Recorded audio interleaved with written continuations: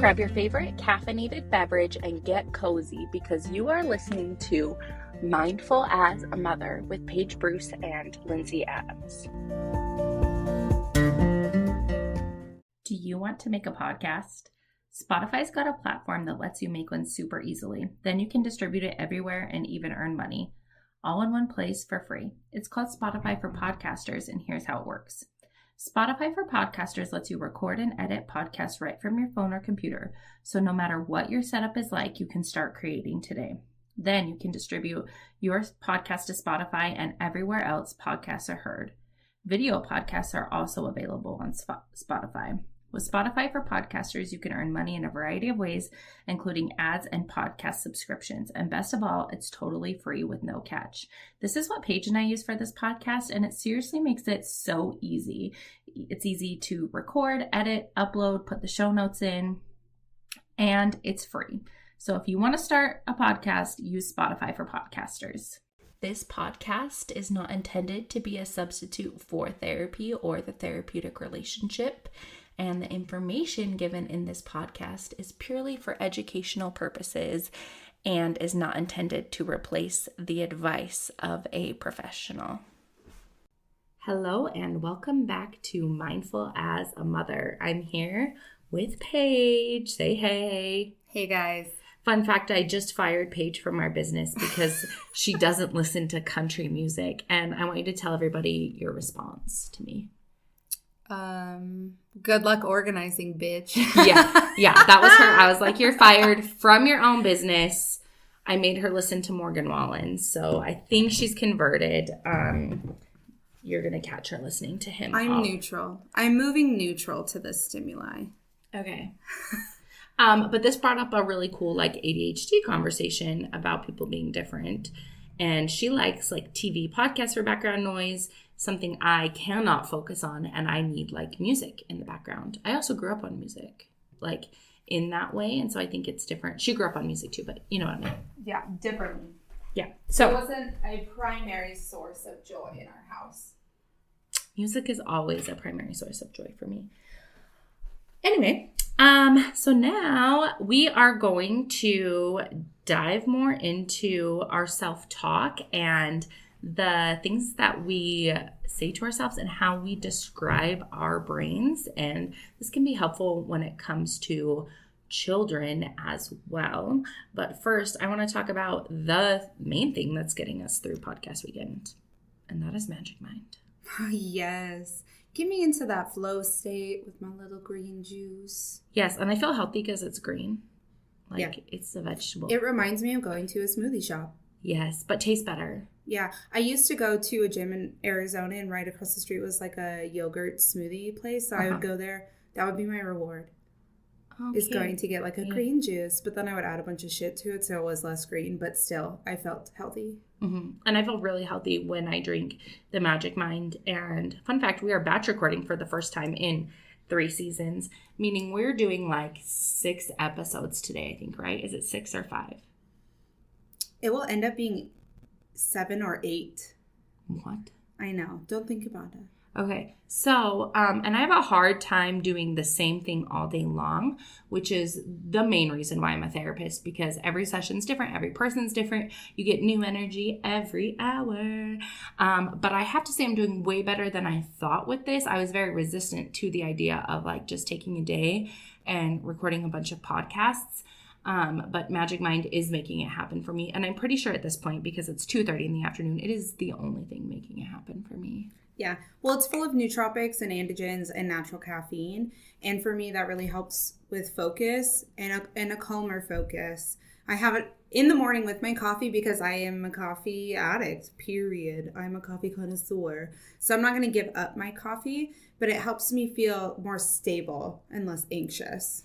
Yeah, and we were just actually at the gas station grabbing, staples like snacks and drinks and stuff. And we were talking to the teller about 5-hour energy drinks. And I was like, those would put me in the hospital. I would have a flippin' panic attack because my heart would be racing out of my chest and I would not be able to focus because my body literally goes into fight or flight. But it does not do that with Magic Mind at all. Yeah. It's very calm. And the best way to get the most benefits is to take it consistently for a period of time. So I think the subscription actually lets you do 15 or 30 days. And we actually get 56% off of the subscription if you use our promo code. So what's the website that you go to? It's www.magicmind.co/motherhood. And then I want you to use the code motherhood, MOTHERHOOD, to get 56% off that subscription. Yes, and do it. You will not freaking regret it. I promise you.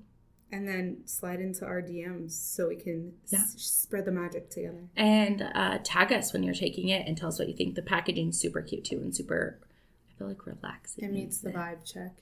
Passes the vibe check. Okay, so we're going to talk a little bit about self-talk, how we talk to ourselves, how we talk about ourselves and our brains. And something that every therapist loves is a good metaphor. I'm actually a part of this therapist group on Facebook where we all share like things and ask questions. And one of the most popular threads, and I read it frequently, is like, what are your favorite metaphors to use in sessions? And there are almost 1,000 comments. Like, therapists love a metaphor.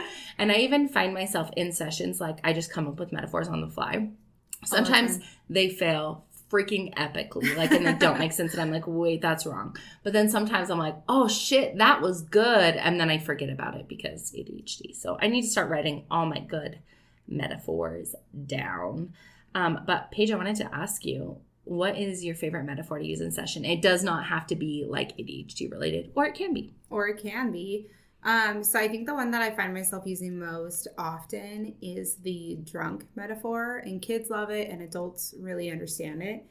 And I talk about because adults understand being drunk. They're like, yes, and the kids are like, oh man, she's talking about alcohol in session. Exactly. So you would get fired in Utah for that. I bet you would. I'm not your average therapist. I'm a cool therapist. We need a GIF with the mom for being with my face on it, with the therapist quote. So what it is I talk about, there's this hormonal cocktail that happens when your body moves into fight or flight system. And I talk to people about it as if they're getting drunk. So when we enter fight or flight, when we sense danger, we're triggered, our body is flushed with a cocktail, and now we're drunk. And our heart races and the blood is pumping to our muscles to get ready to fight or flight, and our breathing rate increases, and we're like preparing. And so as quickly as we get drunk, it takes a while to sober up.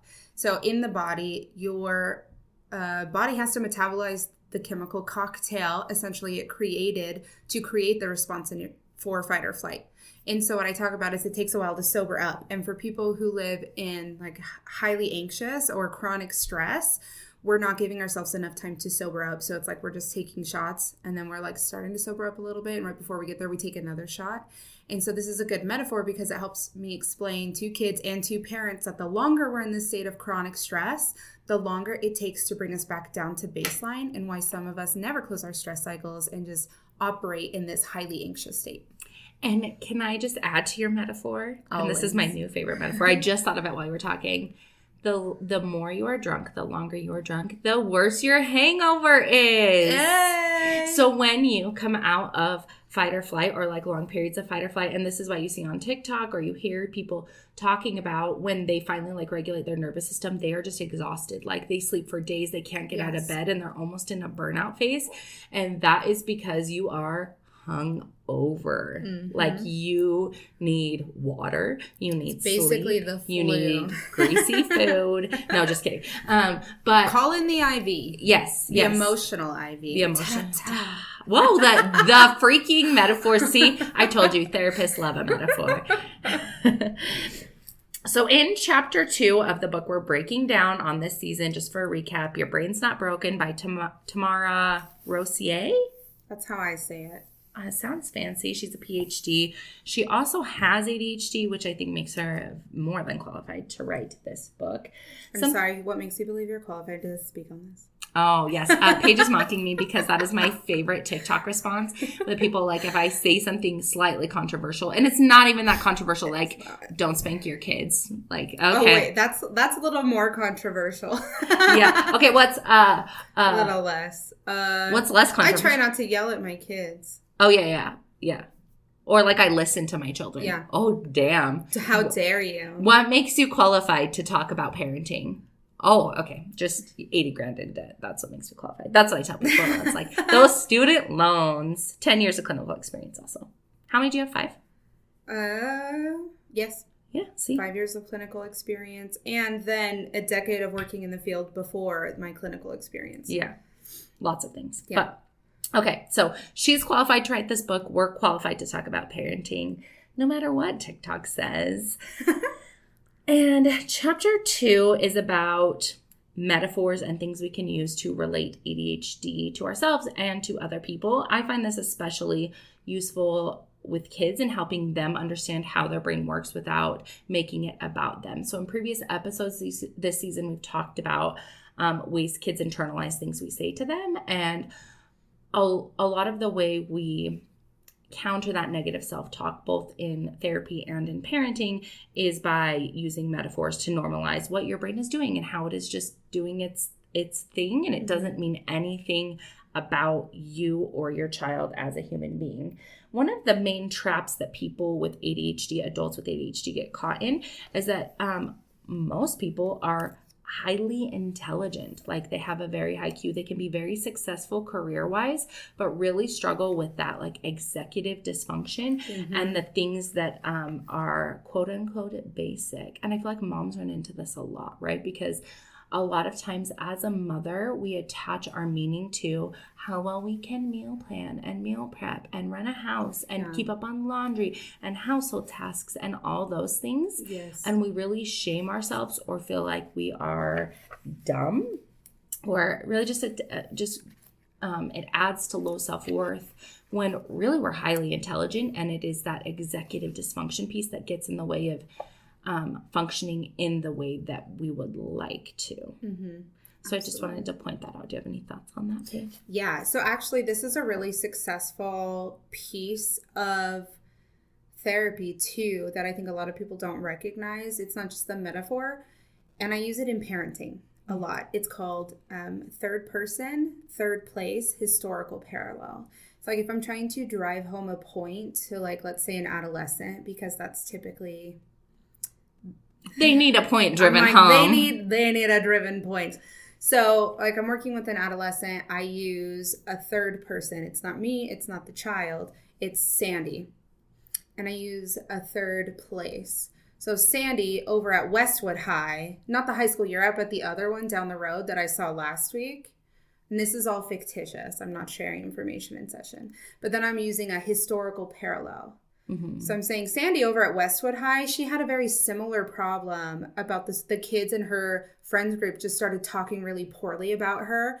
And then I'm going to drive home the point by the suggested skill and then giving the outcome that it was successful.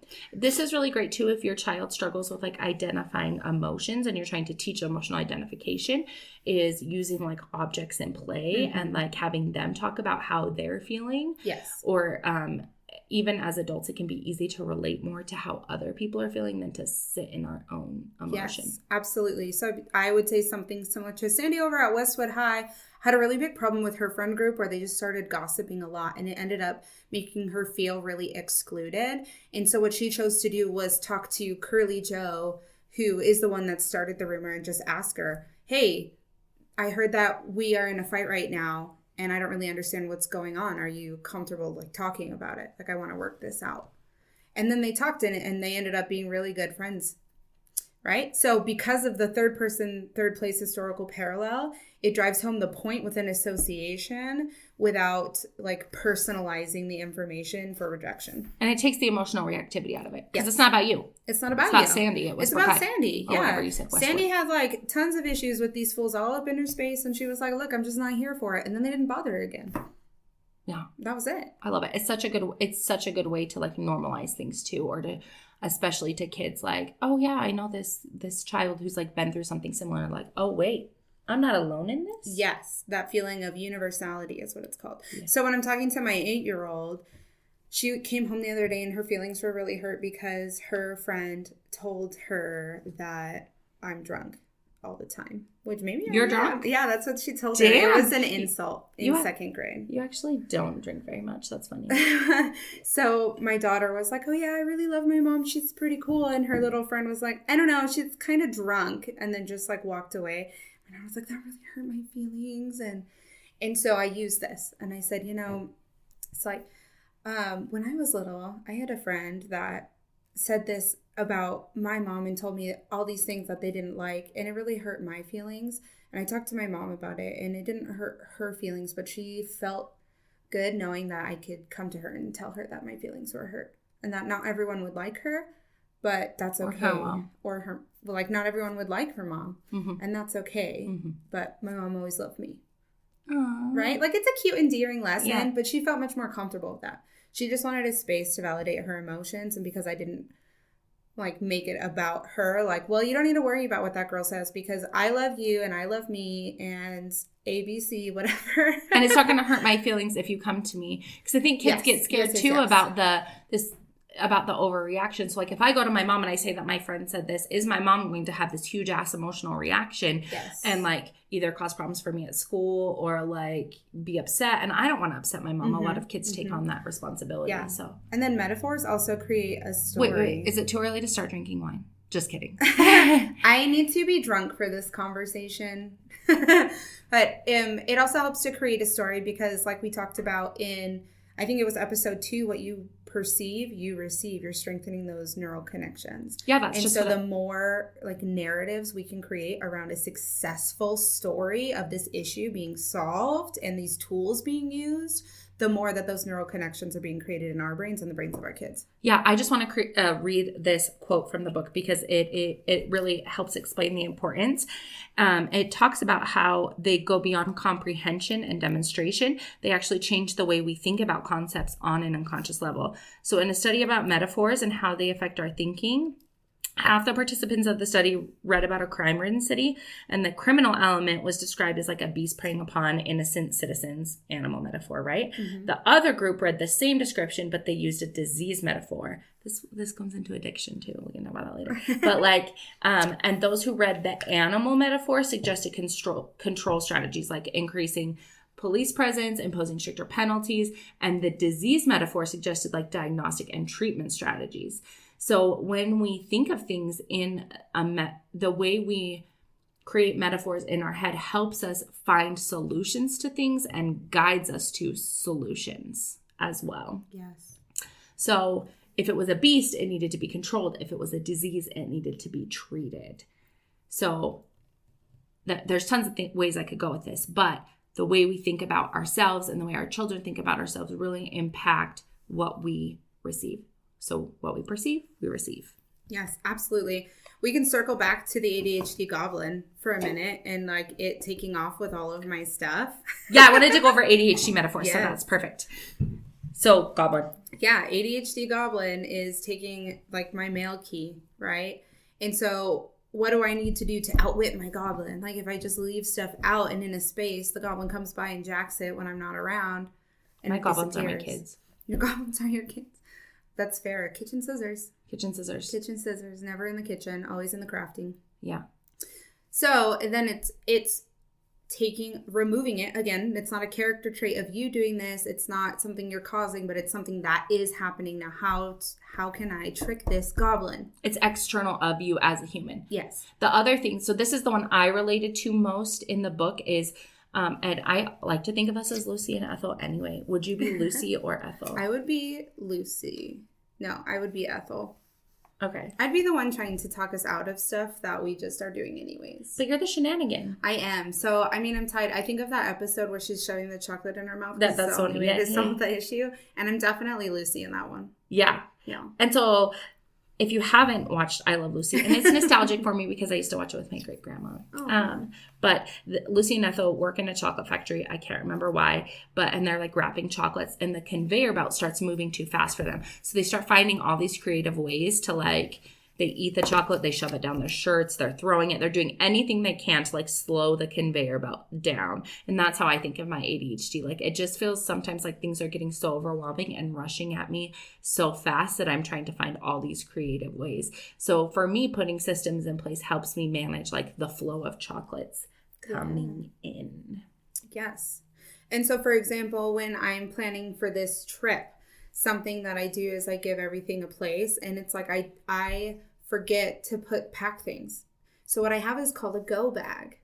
So it's like a little travel bag where I have all of my necessities that I would need, like my makeup, my scrunchies, an extra charger and phone plug-in, an extra toothbrush, all of the things, and it's in one spot. And so that way that's the spot that it's in, and when I need to go, I grab the bag and I can go knowing that it's been fully packed and prepared with all of the things that I've already checked off the list multiple times. Except the toothbrush. Except this trip, the toothbrush, because my old one was old and I threw it away for health reasons, and then I never replaced it. Yeah, and that's another like system, maybe like the goblin, right? Like how do I remember then that I need to like restock my go bag? I also have a go bag. Yeah. It's a good ADHD hack if you like to travel. Yes. I lost my train of thought, which also, I wanted to make a book recommendation too. So a lot of times when you're managing ADHD and you're a mom, the household tasks feel really overwhelming and like they can pile up. And there's a TikToker, her name's Casey Davis. She's a licensed professional counselor.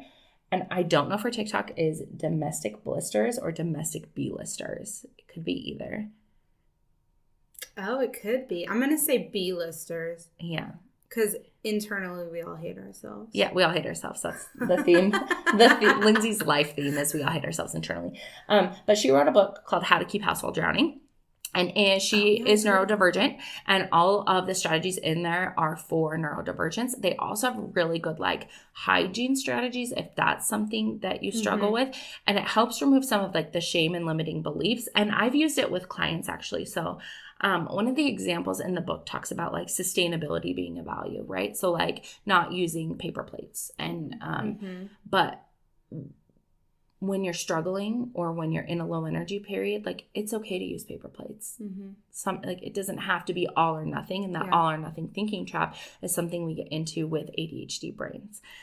So you can follow her on TikTok, read her book. It's really good if that is a piece that you struggle with. 95% of the mothers that I talk to that either feel like they have ADHD or have been officially diagnosed struggle with some kind of housekeeping. The other like hack is like to make your home functional for you. Like this, your house is here to serve you. You are not here to serve your house and make it be perfect. Ooh, so reframe. I love that. Put a laundry basket in my kitchen. I talk about this all the time. Changed my life.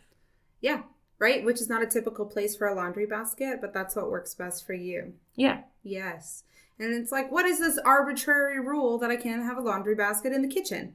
Yeah, it's more like the kitchen dining room. But like, so you've been to my house, you know, it's like this middle funnel point because then you go downstairs and there's like the playroom and my girls' room. But the tub, there's not a bathtub downstairs. So the tub is upstairs, which my kids love baths. And so all the clothes then would like not make it down to the laundry basket. Yeah. And then I would feel a ton of shame because there'd be piles of laundry. And it's like, okay, what if I just put this basket in the kitchen, which is like I pick up the clothes. As I'm walking down to get the kids dressed, they throw the clothes. I've even taught them to do it themselves in the laundry basket. And it's so much easier. And it's created this system that works for me and my family and the flow of my house. And if someone comes over and I'm worried about it, I'll just move the freaking laundry basket. But it doesn't have to. The chances are you're not going to be worried about it. And I've actually, it's helped me unpack that and not give a shit if someone sees my laundry basket in my kitchen. Yeah, that's what helps. Like, what's the purpose? Yeah, let's talk about some of those life hacks. And trash cans everywhere. Created. Put trash cans everywhere. Yes, every room deserves a trash can. Yeah. Minimum one. Remove the amount of steps it takes you to do something that's hard. Yeah. So if like leaving trash out and wrappers out is hard for you, and for kids, like this is just a kid's hack, but especially a neurodivergent kid's hack. Like put we have a trash can in our playroom. We have a trash can in every bathroom. Yeah, absolutely. One thing that was happening for us is occasionally we would forget to pack my littlest lunch, but when taking her to daycare, and then she would be there all day and have to eat the snacks at the daycare or whatever. And after it happened, I think 2 times in the same week, what I did is I hacked I hacked my brain. So I asked if it was okay if I just brought like microwavable mac and cheese and some extra like dry pantry snacks for the days if or when we forget to bring her lunch. So that way she still eats and we're not, because our daycare, we have to provide all the food, but we're not leaving her without food all day potentially. I love it. And I also, this can be really helpful in like unpacking the shame that comes with like, there could be a lot of shame as a mom in forgetting your child to pack your child's lunch. I know that I could get, okay, mom felt one time I forgot to send a blanket for like reading day, like, and they got to wear jammies and whatever. And Sam talked to me about it for a year about how I forgot this blanket. Yeah. And I felt like I am the worst mom. I ruined his readathon experience and really I didn't. He just, you know. But instead of like focusing on the shame in that, I could use that as a way to hack my brain so that those things don't continue to happen. Yeah. So looking at those quote unquote failures or lessons as things that can like springboard and help you hack your brain for the future. Yeah. Rather than I'm a terrible mom because I forgot my lunch. Forgot her lunch. Or the readathon blanket. In a row. So now there's just food there. So then I'll also too, when I'm working, I constantly have the stress on my brain. Like, is she going to have something to eat? Like, I can't leave right now to go drive over there and drop off food. Now I'm worried that she's going to be hungry, and that's a whole other thing. So it takes that extra like mental and emotional load off of me too, to be able to set that system up. When my kids were younger and they needed like diapers and wipes and spare clothes and all that stuff, I would keep a diaper bag full of a spare change of clothes, body wash, basically like a go bag, like a thing of body wash, a thing of pain reliever, and diapers and wipes just in that bag, and snacks, because I would always forget snacks and they would be wild animals in the car. And I just leave it in the trunk of my car. And then every once in a while when I remembered, I would change out the correct sizes and stuff. But that was so helpful for me. Yeah, and it's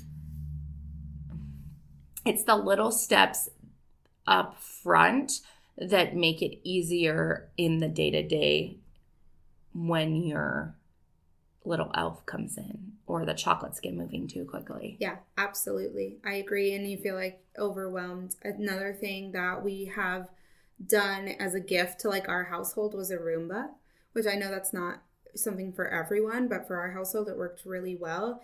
And because we are like dual working parents and our kids are in school and aftercare, that helped a ton of the household management stuff. Because if things get really wild and dirty, we also are escalated and overwhelmed and overstimulated. My husband also has ADHD. And so once a week, we set the Roomba to go through the house. Tell everyone about the hack that you created for Zane in the dishwasher. Yeah. This is cool. So my husband and I split housework chores based on what we have the capacity for. And I'm very fortunate that he's really supportive and understanding. We both are on both ends, actually. So I'll gift myself that compliment as well. But the agreement is I go to work much earlier than him. So in the morning, he unloads the dishwasher. And in the evening after dinner, I do all the dishes because he's not home. He works a swing shift. And load the dishwasher and wash it, because doing both in the day is very overwhelming for me. It's very overwhelming for me to get off of work and to be transitioning into like the after school restraint collapse while trying to make dinner, and then I don't have any clean dishes to use. I don't know where anything is, and the house, like the whole kitchen is a disaster. And so we agreed that I would load it at night and set it to wash, and then he would unload it in the morning before work. So that way it was much easier to maintain. And he forgot a few times for like a couple weeks. And instead of me just compensating and unloading it and being extra stressed and angry about it, we talked about what kind of hack we could come up with. And it wasn't that he didn't want to. This is circling back to another episode we did. It wasn't that it wasn't a priority for him or that he didn't want to unload the dishwasher. It was that the dishwasher door is shut, and so out of sight, out of mind. And so the first thing I did was I ordered this little tabby off of Amazon. It was like $10, and it slides, and it tells us whether it's dirty or clean. And the second thing was every morning before I would leave, I would open the door for the dishwasher all the way. So then it's just this huge obstacle in the kitchen, and all of the dishes are present. So you really can't walk around the kitchen comfortably with the dishwasher door open. So for him, that was a hack. That was like, oh yeah, the dishwasher. And it's been a much more successful system for us. And it's been helpful for our marriage because I'm not resentful that I'm carrying too much of the load. And I'm not in this state of belief that he just doesn't care enough in supporting me or understand how much of the workload I'm doing to make any changes or to take action. Right. It's like really understanding. And that's helped me with Tim in a lot of ways. So I think we have I don't know if it's unique or more common now that like we're both neurodivergent with like neurodivergent partners. Tim's even been reading a book on, which I'm shocked because it's not usually his style, but like a book about ADHD in men, and he's been like wanting to have conversations about it. I read a book a while ago that really helped me in my marriage, and I think I recommended it to you too. Mm-hmm. I was just looking it up. Is it ADHD in Us? Is that what it was called? Yeah. Okay. I was trying to remember. Yeah. Okay. And I wanted to just tell everyone about it. It's by Anita Robertson, and she's an LCSW, but it really helps understand like how ADHD presents in relationships and the thought patterns that we create. And the stories we tell ourselves or we buy into about our partner when maybe it's really just their ADHD. It's not that they don't love us. It's not that they don't care. Yeah. It's the wiring of their brain. Yeah. An example I'll use is Tim is like super helpful to anyone who calls him. People call him all the time, like, come help me with this, come help me with this. And I used to feel so like, maybe, I don't know, annoyed, disappointed, hurt that when I would ask him for help, I would not get the same reaction that other people get, or he would like rush to help other people. Mm-hmm. And for me, it was like a slow moving, like I kind of have to nag you to get you to fix this thing or whatever. And then I realized that it's about the dopamine hit of like helping someone else. And like, I don't create that dopamine hit anymore because we're married. And it's his house. Like, and that's why it's like more fun to clean someone else's house than your own. You know what I mean? Yes.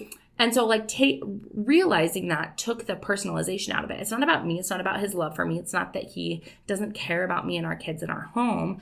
It's that like he gets that dopamine hit. So we have to find another way to manage the household tasks. Yes. So instead of getting stuck in, and I have the rejection sensitive dysphoria, instead of getting stuck in that emotional reaction and the disappointment of it, I was able to like work through that and say like, okay, how do we create a system for the tasks that like I need you to do here that I can't do? Yeah, absolutely. I think that's so supportive to have. So that's one of the things the author in the book talks about is when you read this. Wait, which book? We've talked about 3 books. Sorry, Your Brain's Not Broken, the original one that we're doing the podcast on this season. She talks about, I hope if you're somebody that is neurotypical reading the book, you have more compassion and curiosity for the experience of someone that's neurodivergent, like in your life that you care about, and more understanding.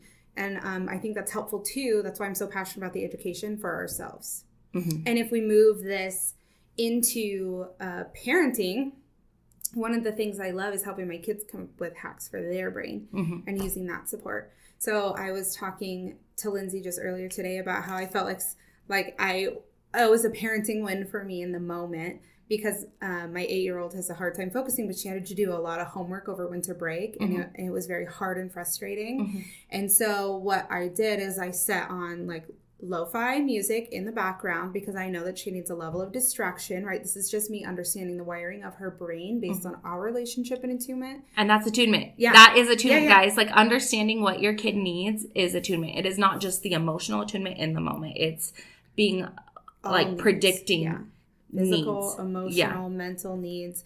And so I also ordered these base 10 blocks off of Amazon. So we have actual manipulatives because it's very hard when your brain is wired differently to do picture abstract things in your mind for some neurodivergent individuals. And so when she has manipulatives, she can do math much more like quickly and easily, and it's not as frustrating. So I had lo-fi music going. She had her base 10 blocks that I just like, she was angry. So I was like, do you want to use them? And she's like, no. I was like, okay, well, I'll just set them over here in case you want them. And then like went on with my business. And she ended up getting them out and her little whiteboard. And then she has a need for movement too. So every time she would do like, she set the pace herself, but she did like a full worksheet. And then she's like, hey, I need to move. And then she would go and like run around and like take a little break around the house and then come back herself and refocus and do it again. Can I praise your parenting for a minute? Oh, sure. You didn't engage in the power struggle with her, because I know a lot of parents, like they bought the manipulatives. They know they need them. They know they're helpful. And when a child is in that, like, and that's like autonomy. Like, that's what that's like. I'm frustrated and probably in like a low level of fight or flight. And I'm like searching for that control. And so when mom says, here's your manipulatives, you're like, no, I don't want them. A lot of parents would be like, no, you need them. I'll just use them. And like engage in this power struggle when oftentimes if we just set them down and be like, okay, they're here if you decide to use them, and walk away, they will eventually use them. The hard part is disconnecting from the outcome, whether she wants them or not. Right? Mm-hmm. The another thing we did is in kindergarten, her teacher would say, if her head wasn't attached to her shoulders, which is such an accurate representation for my kid. And if you haven't heard that before, it's basically like if your head isn't attached, then you'd lose it. Same. So we live in a very cold place in Idaho where you have to have snow pants, boots, gloves, and a beanie during the winter because it gets freezing. The temperature is below freezing. And so she would forget stuff. And so what we did is we created little visuals on like a little T-ring that she could attach to her backpack. So every morning she'd look at all the pictures on her T-ring to make sure she had the things in her backpack that she needed. Yeah, let's talk about hacking your morning routine with an ADHD child. Visual charts are amazing. And kids love being involved and putting I did Velcro ones that are visual, like putting them. I have some too. I have some Velcro ones for routine. And you even like slowly transitioned your kids. This is like the baby step thing and like teaching the skill of like you helped them and then now they can do it pretty much independently, right? Yes. And that's the goal. I get a lot of parents that are like, my kids fight me in the morning. They don't do their morning routine. We're always late for school. And in the beginning, you may need to walk them through every step of their morning routine. But with time and intentionality, there's that word again, intentionality, eventually it is not a forever thing. They will be able to do that morning routine by themselves. Yeah. And sometimes we get stuck too in the shoulds when we're talking about like limiting beliefs and metaphors. Like my 7-year-old should be able to do their full morning routine. Right? And I'm going to use that example for Sam. Like developmentally, a 7-year-old should be able to do their morning routine. But I understand that there are areas in which my 7-year-old developmentally maybe is a little younger and needs help or redirection, right? So taking that, like the shoulds and the expectations of you should be able to do this and saying, no, I'm going to just start where you are. Where are you? And I'm going to teach you the skills there. It doesn't matter their freaking age. Like, where are you? And I'm going to teach you their skills there because you're going to have a 4-year-old that can maybe do the full morning routine and a 7-year-old that can't. And that doesn't mean anything about either of them. Or your parenting. Or your parenting. It just means that you need to start where they're at. Like, and in therapy school, I don't know if you ever heard this, but they like drill this into our heads. You have to meet the client where they're at. Oh, yeah. And so like in parenting, that is a big piece. And it's meeting your child where they are at. Not where you want them to be, not where you think they should be, not where developmentally the books tell you they should be, but where they are actually at. Yeah. And teach the skills. Yeah, absolutely. And it was. So we created our visual routine chart with a morning routine and an evening routine. And I got a comment a couple weeks ago like, oh, you don't even use that anymore. Why don't you take it down? And I was like, you don't understand what an important piece of the process this was for us. So while we don't like need to reflect on it as heavily, like when we first started kindergarten almost 2 years ago now, it was like, what's next on your routine? What's next on your routine? What's next on your routine? Like reflected back constantly. So now we're at the point where they can name off their routine independently because now it's a system, right? It's their system in the morning and in the evening. And I prefer like flows and systems because I'm not very good at structure. Like at 6 o'clock we do this, at 6:10 we do that. Like I'm not about that. So I'm like, hey, well, in general, this is what we do. And this is what we do. And so now too, they can complete those tasks with needing to reflect back less to the visual reminders and routines. And like, it's just as important. Also, it helps remove me from like the person that they're mad at that they have to do the routine. I'm like, it's not up to me. It's on a routine. And like now that they're getting older, they figure that out more, but it's another way to disengage from the power struggle.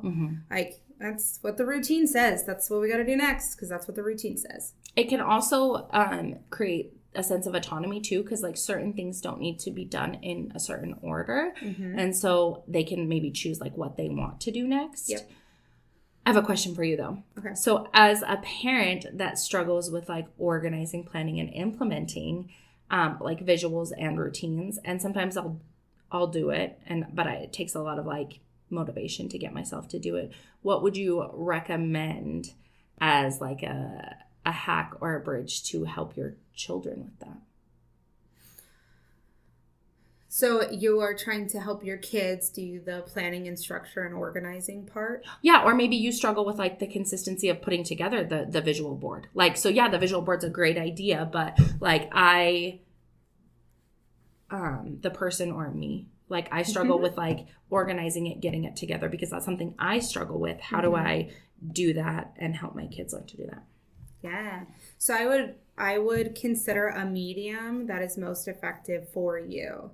For us, it really was the Velcro visualization chart. And I put in, like, it was like a hyperfixation project, honestly, to like laminate all my little pieces and cut them out. But I don't move it now. I created extra like copies of the things that would repeat, and it doesn't I don't move it and I don't adjust it. I don't change it. So I put it together once and then it does its own work.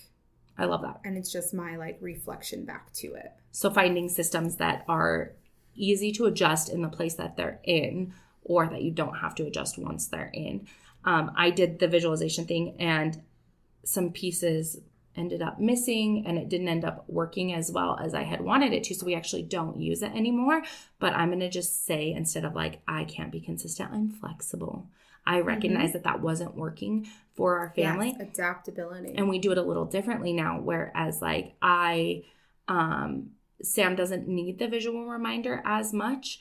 But I say like, what's next on our routine? And I prompt him to think about it. Yeah. And there are days, and with neurodivergence, I'm sure we'll get into this. Some days are really great and some days are really not great, where he needs me to pretty much help him through his whole morning routine. Some days he just gets up and does it himself. But we've done the repetition enough that it's there. And so don't marry yourself to a system. Yeah, right. Absolutely. Be able to leave it. Adapt. And don't continue to pigeonhole yourself into ADHD systems like you've probably done your whole life into neurotypical systems, because it feels like what you should do or what. Like if I tried to use the exact same system Paige does, it probably wouldn't work for me.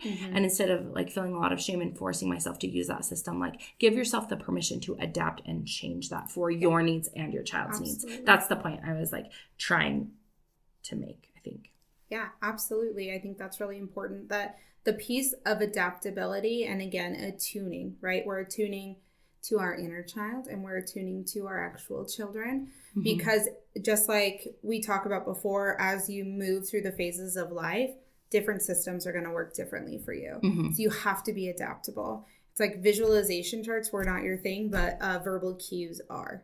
Right. And and where you can run into struggles is where maybe your child thrives on visual charts and you thrive on auditory cues, and recognizing that mismatch and trying to meet your child's needs, but then also recognizing like maybe we're just not visual cue people, and that's okay. Yeah, absolutely. Okay. I think that's it for that chapter. Yeah, so we finished another chapter. Just a brief summary. I was using metaphors, and you can teach your kids to depersonalize it too by using a third person, third place historical parallel. Like, what does it feel like? And you can introduce it. So maybe for my kid, I'd be like, the goblin came again and it snatched our homework. Yeah. Depersonalize, remove the emotionality, remove the shame. And you hear a lot about adults who are diagnosed later with ADHD, or even they've had ADHD as a child and knew about it. They carry a lot of shame for how their brain works or those things. And the more that we can prevent that in our children, and we do that by healing it in ourselves first. Yeah, that's the whole like mindful. The unpacking. That's the mindful part, and mindful as a mother. Yeah. So like removing that shame and those limiting beliefs in how we talk to ourselves, how we relate to ourselves, and then in turn how we relate to our children is what helps us raise children who, neurodivergent or neurotypical, create lives that work for them their lives are not based on them trying to fit in a mold that society has set for them. Yes, exactly. So thank you guys for being here. We're so grateful. Don't forget to like, follow, review, share with your friends. We have a lot more great content to come, and we are so excited to be back. Thanks for coming to Mindful as a Mother podcast. If you'd like more of us and Mindful as a Mother, you can find Paige at Instagram at Parenting with Paige and Lindsay at Linz_Adams LCSW. Find us on TikTok, Instagram, and in our Facebook group, Creating Community and Smashing Parental Stigma, Embracing Mindful Motherhood and Positive Parenting. Thanks so much, and see you next time.